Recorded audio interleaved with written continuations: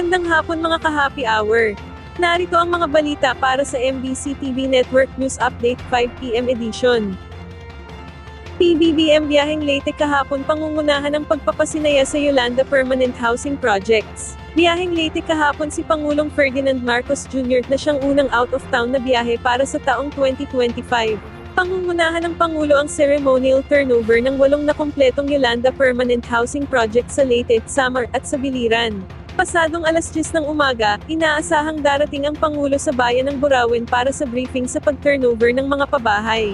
Nasa 3,517 housing units ang ipagkakaloob sa mga pamilyang nasalanta ng Super Typhoon Yolanda noong 2013, kung saan ang 1,963 units ay tinitirahan na ng mga benepisyaryo.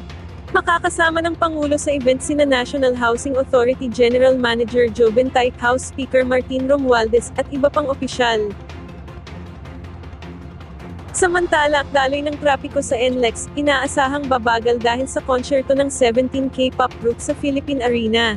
Asahan na ang bigat ng daloy trapiko sa North Luzon Expressway mula kaninang umaga hanggang gabi, ito'y dahil sa 2 araw na konsyerto ng K-pop group 17 sa Philippine Arena sa Bocaue, Bulacan simula ngayong araw, January 18 hanggang 19. Sa abiso ng NLEX Corporation, pinapayuhan ang mga dadalo sa concert na dumaan sa NLEX Ciudad de Victoria exit, habang ang mga motorista naman na patungo sa Bocaue o Santa Maria, ay maaaring dumaan sa mga alternatibong ruta sa pamamagitan ng mga exit sa Marilao, Bocaue, o Tambubong.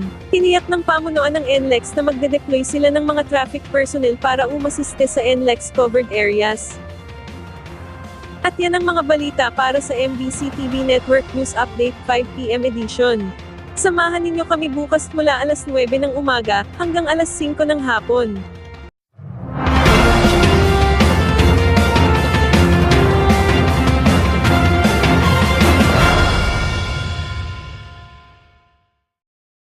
Mga ka-happy hour, kung gusto mong manood ang mga balita sa MBC TV Network News Update, mag-subscribe sa aming YouTube channel, i-like ang aming Facebook page, at i-follow sa aming TikTok account.